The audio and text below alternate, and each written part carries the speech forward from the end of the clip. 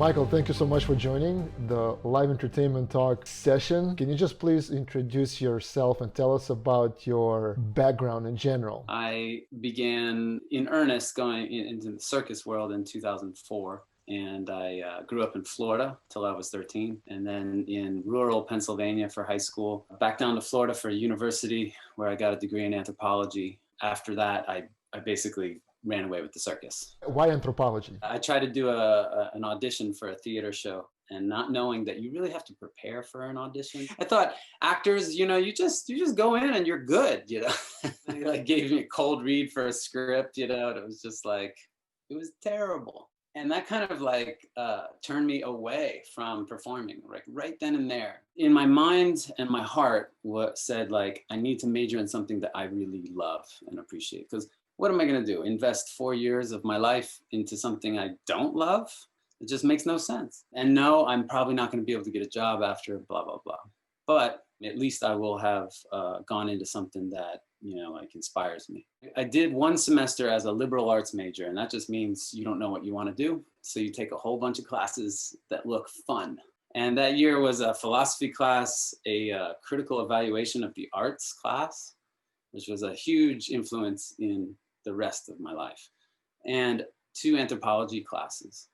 At the same time, I was a super big Doors fan, the rock and roll band, the Doors. And I was obsessed with Jim Morrison as a performer.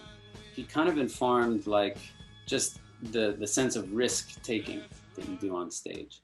At the time too, this is the early 90s, I'm in Orlando, Florida, and all the good bands are coming through town. In my free time, we're just really exploring the group experience of new rock and roll, which they called grunge back then. You were just enthralled in the energy circulation between the lead singer, the band itself, and the people around you. Some people are enjoying this as a receiving end. I'm looking at it what if I was up there? What would I do? And how would I do it? That all wraps into Jim Morrison and his energy on stage.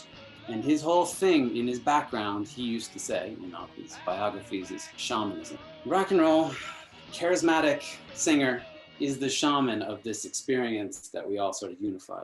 And so there I am in school, and I'm like, well, that's anthropology. That's the social scientists that document this phenomenon, which was on a smaller tribal scale. Here in this society, we're doing this with thousands of people. So shamanism was really the bridge into anthropology, and that's what I wanted to do. It eventually led me to do 2 seasons of archaeology in Belize. If you can imagine an Indiana Jones film, we're on the back of a truck going into the jungle with Belizean workers that know the jungle like the back of their hand.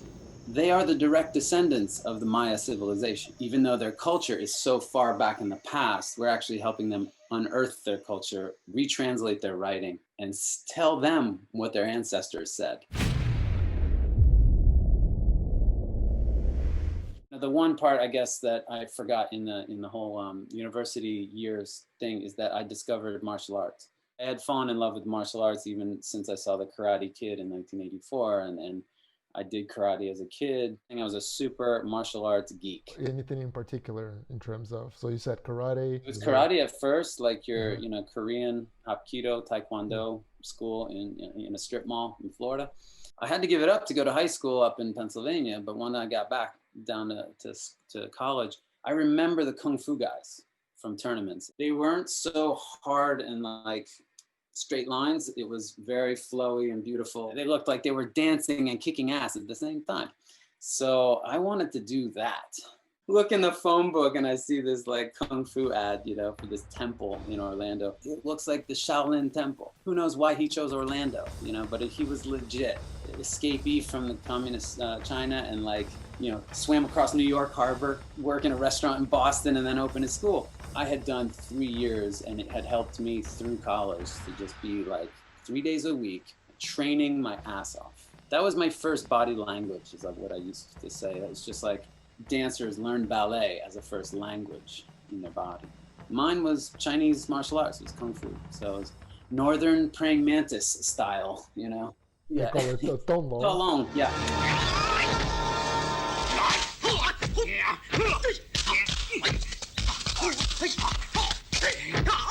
I'm training at the temple, a French woman named Marjorie comes up to me and she shows me a little card of puppets on stilts at Epcot Center in Disney. And she was like, would you be interested in learning to walk on stilts? I have maybe a job for you. And I'm thinking stilts, the ones you hold on your feet. Yeah, I don't even know real stilts that attach to your legs. You know, that's how unaware of circus or street performing I am. But the picture looked really interesting. At the time, I had already signed up to go back to Belize for another season. And she said, okay, I see your talent is really not, you have really strong legs. And I go to Belize, I come back. This girl I was really into at the time, she had taken the job. And she said, I'm a stilt bird. If you want to come see it, this is your last chance because my knee has an injury. I said, okay, well, come check it out. So I go to Epcot Center and I see what looks like a hallucination. And these are birds on stilts. It basically means you're on 3-foot stilts with a giant bird puppet around your waist. And you're controlling the neck and the head and all the articulation. But your legs are in black and there's fake legs on the side that look like the rider. The minute you suspend your critical mind, your imagination takes over and you just see a person riding a bird. Any chance I could still learn stilts, you know? And she was like, well, we already gave the job to somebody else, but if you want to learn the stilts, just show up here at 9 a.m. Okay. I just started with no promise of a job. Like, I'm just going to learn to walk on stilts and hope that something opens up. I have no idea what a circus tradition is. And I barely even know what street performing is. My idea of circus tradition is Ringling Brothers that I saw when I was 8 years old. You know, elephants, tigers, motorcycles, and cages. It took a good 3 weeks before you're really comfortable on stilts enough to hold a 50-pound puppet, not look at the ground and feel everything on the ground as you go, like as if your stilts are shuffling. Because you can't see with that, you can't see your feet. It took at least a month or two before I felt comfortable enough to all of a sudden raise my energy and connect with people. I got to the moment where they're like, okay, you're going to premiere in 2 days at the park. You don't even think about it because you're training so hard and you're just on one mission. All of a sudden the doors are about to open at the Moroccan Pavilion. What we did was a 2-hour improvisation walk around Epcot Lake every day. 2 hours of improv with a puppet as a character, no music, a virtual street, the Disney street. No money in a hat, no big announcement. You're just there to completely blow people's minds and then leave. That began a 3-year school. That was essentially a training that I didn't expect. And we challenged each other to make different makeups every time. And this is a French theater troupe right out of Paris in the 90s. They're insulting each other right, left, and center. And I'm just like, I'm the American boy doing my makeup. I don't understand French at the time, luckily. It felt like I had exclusive access to a foreign country right in the backyard of Orlando, Florida. It's weird, you know, because as an American kid, like I hated living in Orlando. One of the main activity for kids in Orlando was to talk about how much they hate living there. Oh. You know, we need to be living in Seattle. We need to be living in, there were so much cooler towns, Yeah. So 3 years, right? 3 years at Epcot. This began in 1997, like my performing there. I'm going to be paid to perform? What? I mean, this is like, I've made it. So I was happy just with that, but I envisioned that the birds might one day go into a theater, and my only reference to like off the beaten path shows was Stomp. And I thought, man, one day the birds are going to be in a theater and we're going to have a full show like Stomp. And that was like, I remember on HBO, Stomp was advertised. It was crazy. Yeah, and if you were in New York City, you had to see Stomp or Blue Man Group, because it was like underground shows you need to see, but successful. And so these companies that had actually made it, and they pay their performers, and it looks like those performers are doing something that I would almost pay to do. That's just magic to me at the time. Our boss, Julien Gabriel, at the time, he's the leader of the troupe we called Dream Hunters. That's what we called ourselves. He said, apparently Cirque du Soleil is going to open a show here in Orlando. And I was like, who's Cirque du Soleil? I see the signs that say coming soon, Cirque du Soleil, down at downtown Disney. I'm just going, what is that? I even pictured like some kind of obstacle course, like if it was an experiential, like tubular thing. I didn't think it was even a circus. Anyway, they build the castle that is the La Nouba Theater. They open the gift shop. Right away, Julien goes to the gift shop and gets a copy of Saltimbanco. And he sits me down in front of the TV and puts the VHS in and pushes play. And that's pretty much when theater, but no dialogue, no lines. From my eyes as an anthropologist, I saw tribal theater. I saw mass, embodying like a statue energy on the animation part. A singer that is singing to the high wire walker. Opera. The opera is now pushed towards an acrobat. That singer in Saltimbanco was the shaman, bringing you through to the next adventure. Suffice it to say that I watched the first time I saw it, I had no words. I couldn't have told you what I was looking at. You watched Saltimbanco like on tape or on DVD? I presume you watched La Nouba live since you Well, I were there. wanted to watch La Nouba right then and there, but I couldn't afford a ticket. And it was sold out, like solid. No tickets for 3-4 months in advance. 9 months into the run, or 10 months into the run, that I got to see it finally. I made up my mind even when I saw Saltimbanco. I mean, when I was looking at that, I was like, I didn't grow up as an acrobat. I didn't do gymnastics even. All I was doing was like butterfly twists and kung fu, and I was like pushing myself toward that more and more flamboyant aspect of kung fu, but like a tumbling pass? Mm-mm. And by then I'm 24, 25 years old. Well, I probably missed that boat. I looked at Saltimbanco and I was like, that's great. I could play that character maybe. But I just kind of was like, that's out of my reach until I saw La Nouba. What I saw in La Nouba was Ecole. And those 4 characters definitely like, I can do that, except for the power track part. But I can do that, And I wasn't aware that how roles were divided up in a show. I had no idea. Was like, that's a cool character, I could do that. And in some ways, this path is about naivete. The fact that I didn't know how they divide up the roles allowed me to go for it. The things that I didn't know helped me, not overthink it. I have to say, like, one has to be thankful for their naivete sometimes, because if they knew too much, they would talk themselves out of it.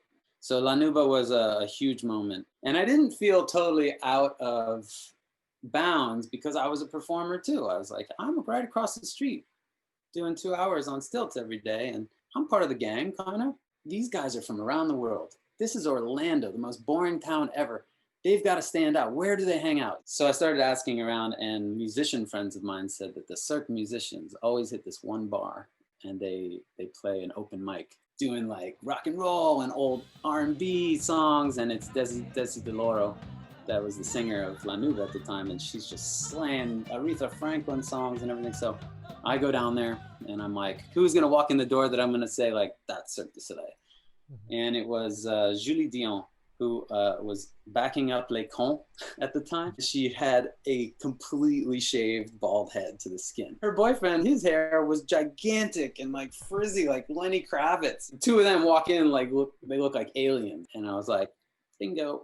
I wait for the night to sort of start going. And as we're watching the music, I just like get closer to this guy with a Cirque jacket, I'm like, hey, how's it going? And it turns out to be Carlos, the original walker. And I start talking, and I just start making friends. And then I start getting invited to the parties, one of which was the New Year's Eve, 1999 to 2000. And I get invited to go see the show, and then go backstage, and then go hang out at the party. It's like a kid going to a Led Zeppelin concert and going backstage and partying with Jimmy Page. Literally how I thought about it at the time. As the months progress, I'm hanging out with all the La Nouba cast, but I don't want to be at the parties. I want to be in the cast. I just start asking, how do I audition? And there's no website. Somebody gives me like a little, are you interested in Cirque du Soleil? Like a little flyer, and here's how you audition. And then I make my first demo video, and it's pretty embarrassing to watch now. I feel like a lot of first demo videos for a lot of people are embarrassing. I think at one point I'm carrying a mirror around, reflecting the sun, and Dave Matthews is playing in the background in my friend's backyard, and he's directing me. He's just a musician. It's like 7 minutes long. It's like a biopic. So I send it and nothing. I was like, I guess they don't, I guess that sucked. My friendship with Carlos and Marilyn blossom, and we're hanging out all the time. Carlos, Marilyn, and me. At one point, Florence Poe and the casting department and I know that there's an audition, June 6th, the year 2000. That's what I was going for. But I know that I'm not invited. And as the day approaches, I'm like so kind of bummed. And so Carlos had seen them in the hallways and said like, hey, my friend Michael really wants to audition. Like, give him a call. Here's his number. On June 6th at 7 a.m., I wake up to a voicemail on my cell phone. And it's Florence saying like, if you want to audition, just come on down and jump in there. And so this is at a time when, you know, there's a lot more flexibility in the whole thing. And they're also in the moment a bit more, I think. But I have nothing prepared. I don't know that it's themed auditions, you know, that there's a dancer audition, a character one, a circus artist. This happens to be a circus act audition. Oh. So I grab my stilts, 2-foot pair of stilts that I'd never tried yet. I was like, just bought them. And I bring my stilts, I go down there and I see a whole line of people and they have tissues on their back and they have like rings, unicycles, and they have juggling clubs. And the day starts. Okay, you have 3 minutes. Show me your act. If you have music, give it to us. And then we'll do the first cut after the acts. I don't have an act. Maybe I shouldn't have shown up today. But as I'm watching the acts, the observer in me is observing their reaction. So I remember specifically there was, I think, a Russian guy that was on a no-seat unicycle. It's just a wheel with pedals. And he was jumping from one to the other. I'm so naive to the whole world. I'm just going, that's incredible. Wow, wow. And I'm looking back like, you should hire them. You know, like, and as I look back, I see them like this. And I'm like, what, have they seen it all? And they get done with their act and they would, you know, Florence or Lynn Giasson would say like, can you sing us a song? And some of these artists would be like, nope, I don't sing. And I was like, just sing. I'm like rooting for them, you know? Already I think I'm kind of toast because look at the talent up there. But I'm like urging them, like, come on, sing something. Don't say no. And then that was the light bulb in my head. I was like, okay, I'm not going to say no. I'm just going to say yes to everything. Comes my turn. Go backstage. It's your time to like warm up backstage. You're on deck. So the nerves are like, you know, and I try out my stilts a little bit, do some Tai Chi to try and calm myself down. And I remember just the rules of improv. It's a big moment. It's the La Nouba stage. I'm just on my stilts in the dark, but rewind. They were like, do you have any music you'd like us to play? And I was like, maybe you could just play track 1 and 5 from the La Nouba CD. I'd been blasting it in my truck as a fanboy for like months now. As they start the music, it's that moment as an improv. Best you can do is have no preconceived ideas of what you're gonna do. So the only thing I tried to do was to make my mind blank. I just walked out on stilts, La Nouba music, and I don't remember what happened after that, you know? It just, things came out that I was like, holy shit, what is that? 1 minute I was like, I'm an accordion master, you know? And pretended to play accordion. The next minute I was like, I'm Lecon, so I'm gonna do a Lecon right now, you know? And then I was like, don't do Lecon too long.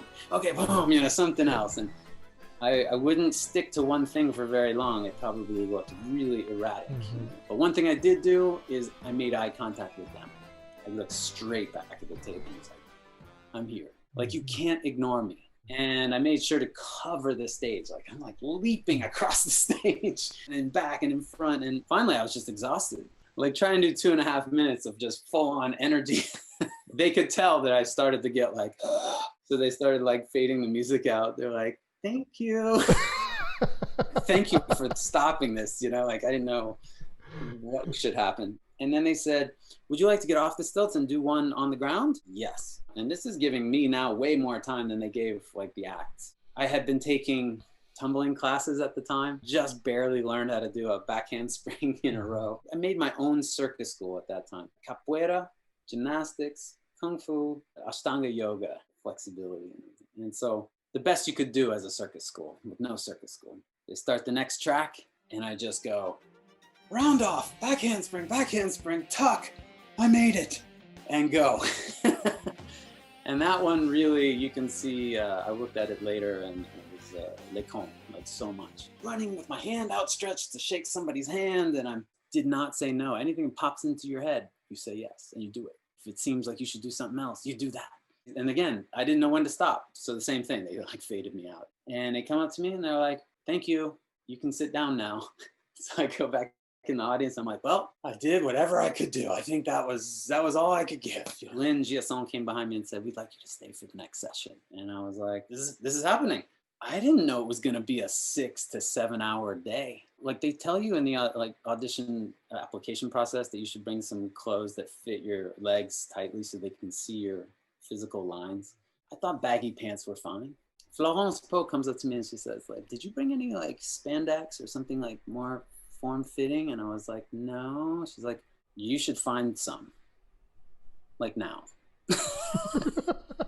I turned to this dancer woman, do you have any shorts I could borrow? And she's like, yeah, I have some spandex, like little white shorts. I don't know if they'll fit. And she's like, pretty soon we're in a bathroom together, undressing and changing pants. But that's great that she was helping you out. We were like in support of each other. Like we really want each other to succeed, you know? Also shocking to me because I was like, you know, seeing, you know, my image of auditions is just cutthroat. You want to change now? And the thing is, I didn't wear underwear back, you know, like I didn't.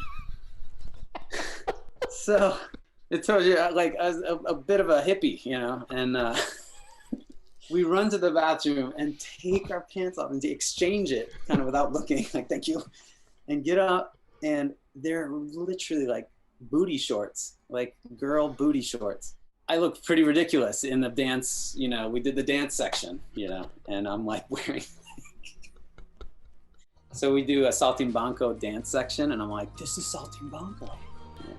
At the time, I have zero dance experience. So like the dancer mind to try and learn choreography, not happening, but I did my best. And, you know, I think I remember saying, just push your way through this and like open up and never look like you're struggling. Once I got past the dance and we got into the acting, I started to shine. You're the Kabuki Theater Company and the audience is waiting. You have to make up a show right now. Go.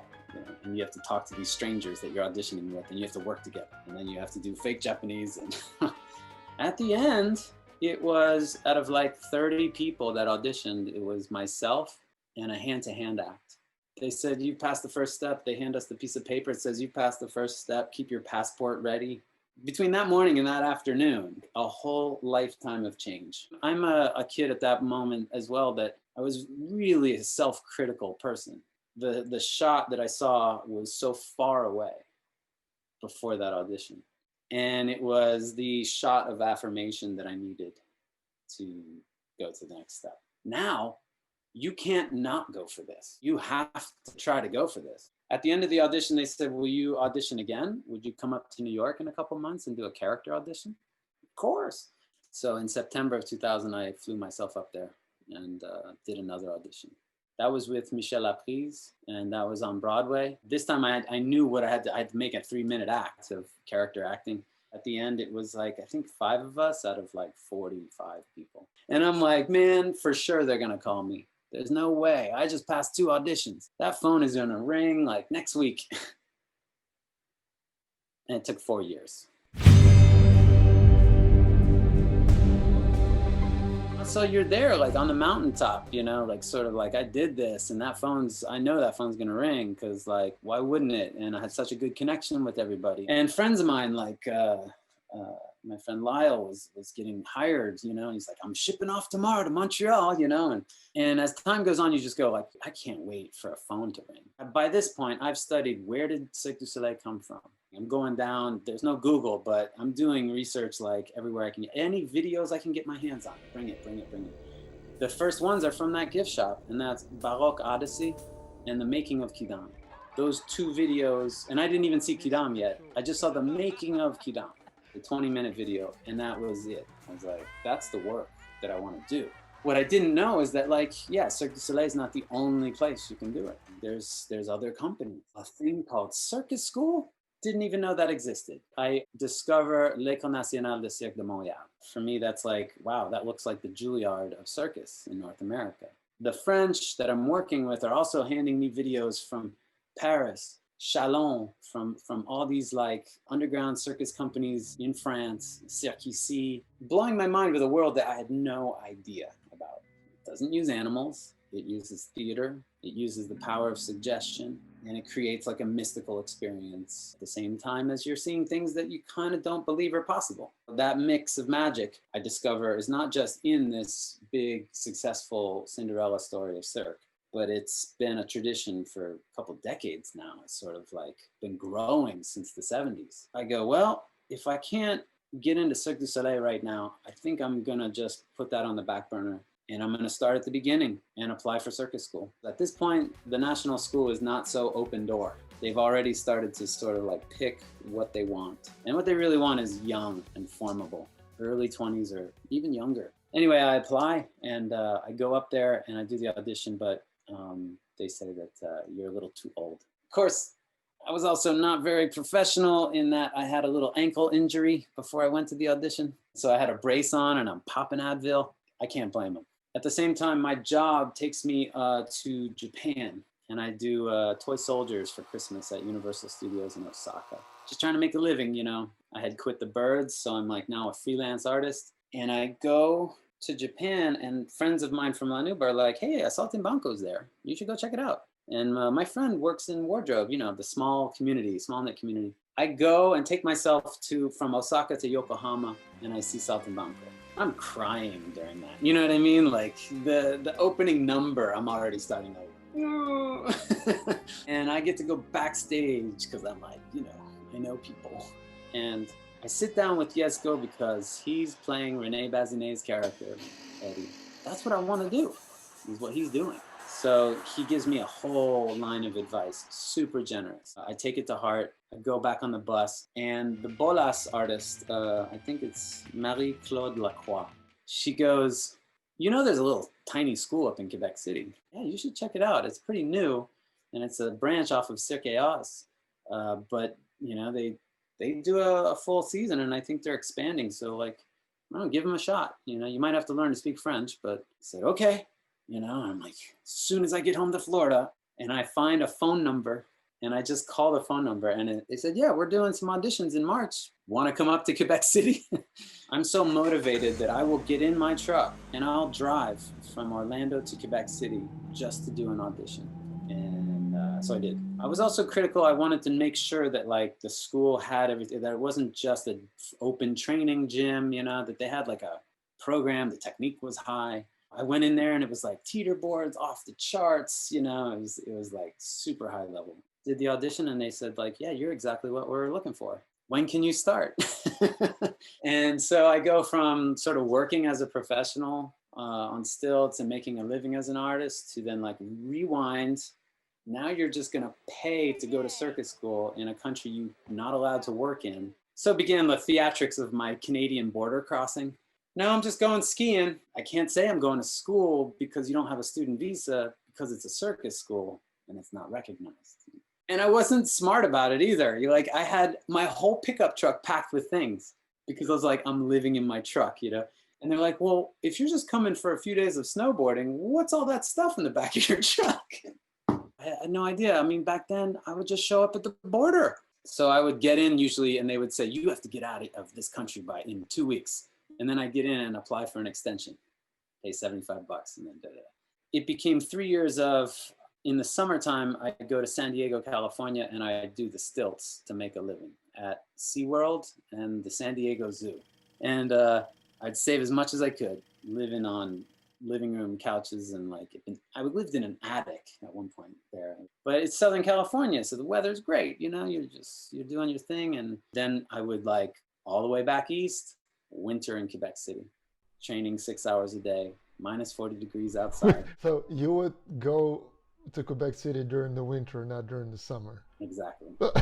From paradise to absolute Arctic hell. You know? Usually it's the other way around, but it's like extreme sports in life, you know? Yeah. It's just extreme conditions.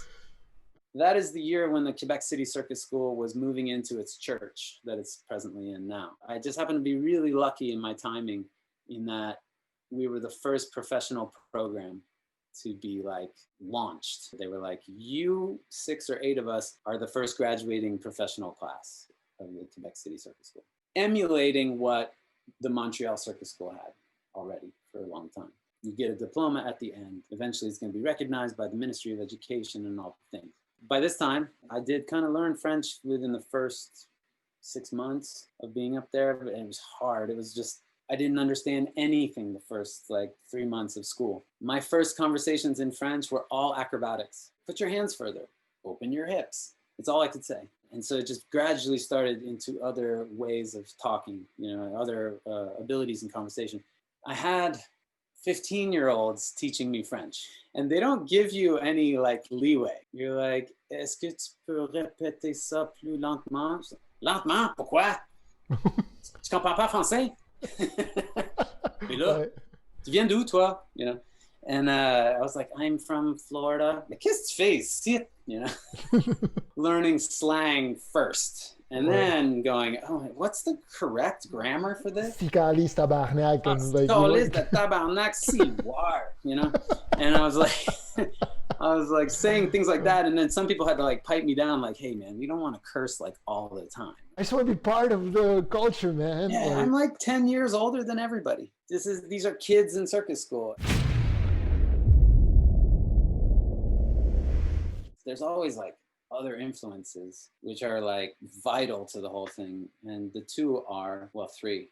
Grateful Dead concert in 95. Never had I seen something so magical as a group experience.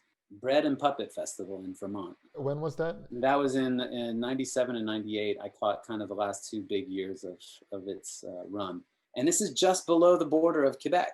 I go to this thing and my mind is blown, and I see my first stilt walker there. This is how a lot of things started to push me towards stilts in the first place. When I see Baroque Odyssey, the 10-year anniversary video of Cirque du Soleil, Gilles Saint-Croix is saying, well, I went down to the Bread and Puppet Festival and the hairs on the back of my neck stood up because I had just been there like last month. So I saw a lot of synchronicity to that. I thought, you know, this can't be for nothing, you know? Yeah, so then like Bread and Puppet was a huge, huge influence on getting it started. Oh, yeah, there it is, Bread and Puppet. On stilts right there is Peter Schumann. And even right there, I think he's in his mid 60s or close to 70 years old. And they had been doing this festival since the 60s. It was like 25 years long.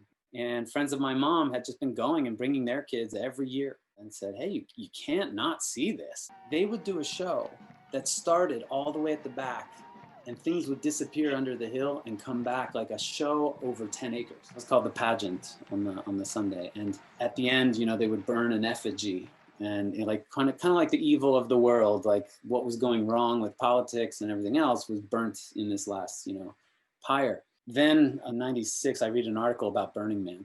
And by this point, like I've been to festivals, you know, Jerry Garcia died, so that's the end of that. Bread and Puppet kind of called it quits because you just can't handle these crowds, you know, and bad things can happen. And so I go, man, I need to get to Burning Man before it stops. And my friends from San Diego dragged me there in 2002 was my first year. Again, my mind is like, okay, I didn't think it was possible, but I'm blown away. I have no words to describe this experience. That's why you need to go. If I could explain it to you, it wouldn't be worth it. Same with Cirque du Soleil. Like it's an interesting phenomenon. When you have trouble describing something, that usually means you should go check that out. So Burning Man's art, community, everything out there in the desert, free expression without the capitalist underpinnings, without the sponsorship, without paying people. You are the entertainment. The slogan is no spectators. That's the only rule. No spectators. You can't just sit and watch. You got to do something. And already I felt like I had been living that, you know, to a certain degree as an artist. But when I went there, I felt like, wow, this is a whole city of my people.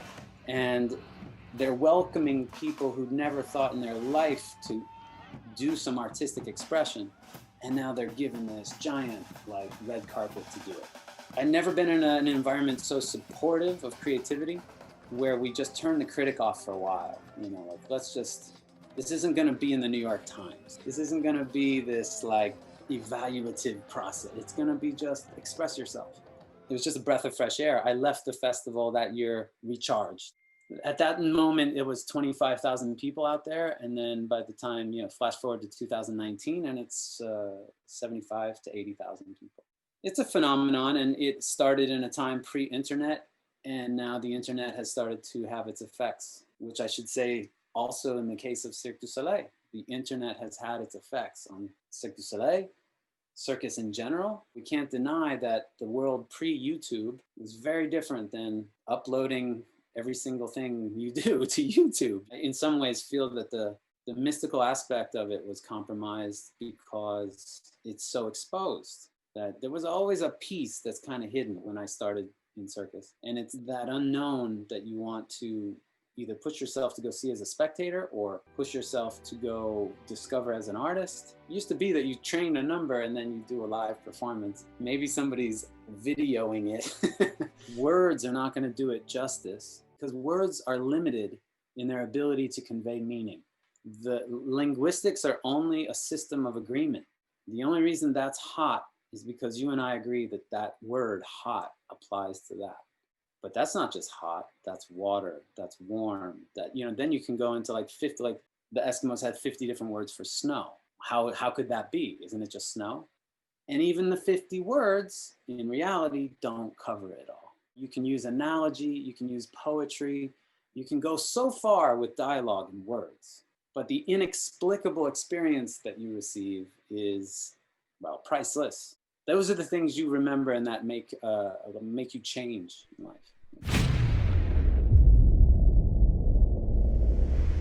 Luckily, like Quebec City Circus School took into account that I had all these other, like I'd already started and I came with these skills. I already worked as a performer. So they're like, you'll start in year number 2. And so my year number 2 was studying all the general different disciplines. And then my year number 3, but which is just 2 for me, was specialty act. It was like classes that change. So you could be doing the morning like trampoline class, followed by floor tumbling, followed by contemporary dance, and then working on your specialty act, whatever that discipline might be. But we were required to at least touch and try unicycle, juggling, German wheel, and hand balancing. You had to like push yourself into all the directions. And then, yes, some people who thought they were going to go to school for one thing tried juggling, was like, oh, this is it. I'll be in the corner juggling. And others who thought they were going to juggle all of a sudden were super good on trampoline, you know. So you never knew where after that 1 year you might specialize in. I chose straps in some ways because, well, I have some upper body strength and it'd be a shame not to use the ceiling. Like, to be honest, not the best reason to do straps. I ended up specializing in straps, but I really fell in love with acro sport, probably because of Kidam and Bankin. And we happen to have Dimitri, who was the straps artist in Nouvelle Experience. And he was our acro sport teacher and taught me like my first hand-to-hand stuff and all that. You know, we started at the beginning, and stuff was way harder than I thought it was gonna be. But we were so enamored with it that it was like my minor. If I had a major in straps, my minor was in hand-to-hand, bankin, and Russian bar. I used my arms a lot in circus school. It was like bankin, straps. And by the time I would get to dance class, like my arms were just dead. You know, like, I had no more arms. But I wanted to get as much as I could out of it. I was putting all of this on my credit cards. You know, they don't give loans to circus school. So yeah, the motivation was there. Like, just to go circle back to, I don't get a call for 4 years. You know, it takes me about 2 years to get up there and in school, and then I do 2 years of circus school. I graduate and I have, I think, $14,000 in credit card debt. And I'm playing a game where I take that debt and I transfer it to the next card for 0%. So I don't get any interest, you know, but I every month I have to change the balance to a new card and cut the card up. And I'm going, holy shit, I hope this works out, because otherwise I'm gonna be working at Starbucks to pay off this debt. But I chose correctly in like taking myself to Quebec. Go to the place where you think it's happening. The connections and the friends I made there, like by the time we graduated, we had a summer gig at the summer festival, Festival d'été in Quebec City. So I worked my first, you know, show there. And it was all my friends from circus school. We just did a show on the street. And I did straps, I did bankin, did Russian bar in the rain one time. Not good. We all vowed never again. We had towels, like wipe the bar off. That's horrible. That's horrible. Don't ever do that, kids. And it was that summer, 2004, that Cirque finally gives me a call. Do you think it's to offer me a job? Follow-up audition. So you want me to audition for a third time in 4 years, but still no guarantee of any kind of, you know, contract. Okay, sure. But by this time, my mentality was different. I already felt like I had my destiny in my hands because I have a straps act. I'm up there. I'm going to be an independent artist, whether this audition works out or not. I don't have everything resting on one company. So I go do the audition. It's a character audition. I make it to the end. Gillian Farabi and Michel Laprise, they say, oh, this is great. You're so good. I said, they're like, we'll be in touch. In the background, My old boss, Julien Gabriel from the Stilts in Orlando, has been building this relationship with Jean-Francois Bouchard. He's shown them the birds. He's shown Guy Laliberté the birds. They say, we have a cruise ship project coming up with Celebrity Cruises. Jean-Francois Bouchard says, hey, Julien, I want you to be the writer and creator and possibly the director of this cruise ship experience, right? On the back end, Celebrity Cruises was a sponsor of Cirque. What they wanted was a big Cirque show on their ship, whole thing, like Mystère. They didn't want to pay as much as that cost. So they said, why don't you give us a VIP experience, like your VIP tents? How much does that cost? This much. Okay. So we were tasked with like creating something that was in between the two. Like, it's not a show, it's an experience. It has performers, but it's not a show. All that to say, my old boss is now working at Cirque. He calls me and says, hey, it may not be much, but do you want to create 6 characters for this project? Just the characters. Come down to Montreal, live in the residences. Meanwhile, like, I'm a straps artist, right? You gotta like feed the pythons, you know, and you gotta stay in shape at all costs. But I was like, okay, I can handle 6 weeks, and then I'll go back to like doing my straps. And so I go down there and I get in the residences, and I took a few pictures by the Soleil sign, like, I made it. What year was that? 2004. Summer? You were at the residence. So were you. We might have crossed paths there. Oh, we crossed paths. You were in Corteo and I saw you training. I would like spy into. I don't know if we were in Studio C at that point or back in Studio. And I was watching you jump into the long. Oh, into the pit. Yeah. Long trampoline. Yeah, the trampoline. I was inspired just to be in that residence, right? You know, it's like, that's a new Cirque creation. Like, you just treated this stuff like it's sacred. And Well, same here, Michael. Like every day there, even though frustrating days and cold days during the winter, but it was something that you have to appreciate this moment right now and like try not to say no to. Exactly. And I'm sure it was on the mind of everybody, and you could feel it. It's just like, yeah, we're probably going to party on Friday, but like during the week, you don't want to not give the best of you that day and the day after. So you're like looking at your sleep and your diet. It's a serious working environment. You can't extract the lifestyle and the life from the artist 100%. Like, they affect each other. Sometimes the art swallows your life whole and destroys you, and vice versa.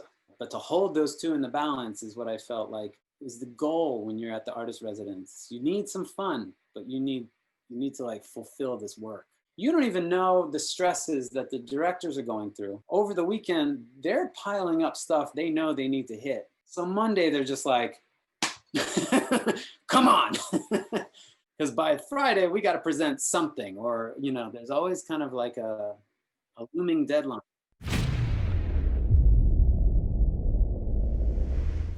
We're given a dance studio. We're given props from Dralion and various other shows to use however I want to, except that I say we, but it's just me.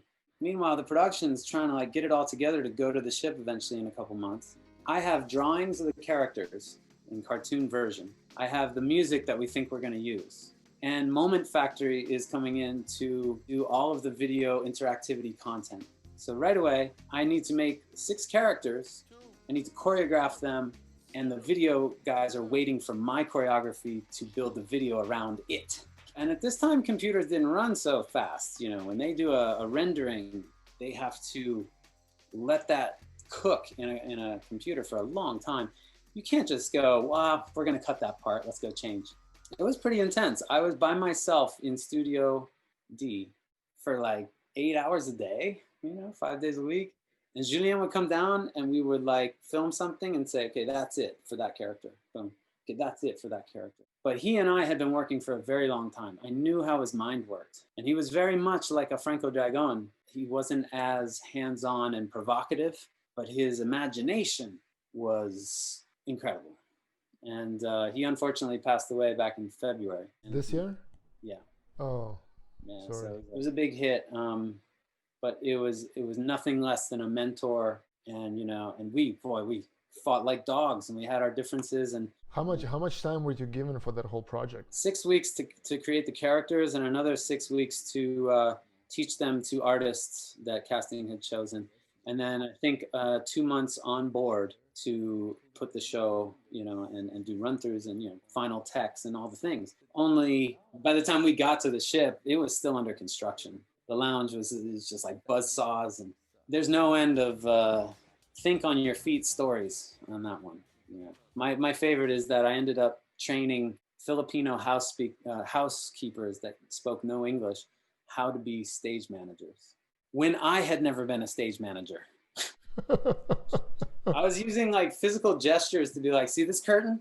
When you hear that, go. You know, well, I should back up. We did the characters. And at the end of the 6 weeks, they said, we don't know how we're going to run this really like on a consistent daily basis. But they were planning on a 10-year contract, right? So they said, we need an artistic coordinator. We don't have one. Would you be interested in doing that? Yeah, there was just one rule. Don't say no. Like, say yes and figure that shit out after. Train yourself, you know. So I said yes. Also, they said, well, I mean, it's a paid position, and I still have all this debt from circus school. What do I want to do? I want to be on straps, and I want to be on stage. I was doing events for Ecole at the time, like downtown Montreal, and I was doing straps at the same time as I was doing all this other stuff. I was like, I can't say no to this, even though it's a desk job. You're going to be in a computer and a desk and emails. And I just felt like it's an opportunity. You're going to learn what the other side is like. And then maybe it'll come in handy down the road. You already have some artistic direction experience, as it were. And that's why they brought me to the ship for the creation. I didn't just do the 6 weeks. The premiere, we had Daniel Lamar, Guy Liberté, like Gilles, the entire entourage came to the ship to see our premiere, which was rough. Is it working out, Mike? Huh? Is it working out? No. No, I can see your frustration. It's not working out at all. Anecdote on that is that we try to push play. Everything's in place. And the curtain that's supposed to open gets caught on the projector itself and won't open. Nobody can reach it because it's like 12 feet high. I grab a ladder, an A-frame ladder, and in front of everybody, open the ladder. Jean-Francois Bouchard leaps out of his chair and climbs the ladder with me, and together we unhook that curtain. I just remember being next to his face, and he's going, you know? I was like laughing and like stressed all at the same time. And I was like, this is like crazy. And then so we start over, but like it's them. It's Guy. He knows that you have a false start. I was like, yeah, they know what's going on. It's fine. So Olga Pekenko did her hand balance. I'm like also like a mega fan of Olga at the time. And I was like, Kidam and all that stuff. Now I'm giving her like notes on like how to come in to start her number. I was like, I have no business saying these things to people. You know, I felt like the imposter syndrome was like off the charts. You know, I had to talk myself down to just be like, dude, this is your role and you just got to do it. It doesn't matter if it's Olga or Oleg, and you know, it's like. Oh yeah, because Oleg was there too. And he was super cool, and he's like, you just tell me any notes, man. You just tell me what to do. I felt like weird and an imposter, but I also felt like these are my people, you know, and I don't think that I'm out of my bounds to say this or that. And I have an outside eye, which I remember as an artist going like, yeah, you can't be in the performance and on the outside at the same time. So I was just like, okay, well, I'm going to pour myself into this role, and I'm going to tell people who I think are superheroes, not how to do their job, but just what would make the show better. And that was the first like artistic direction like stuff.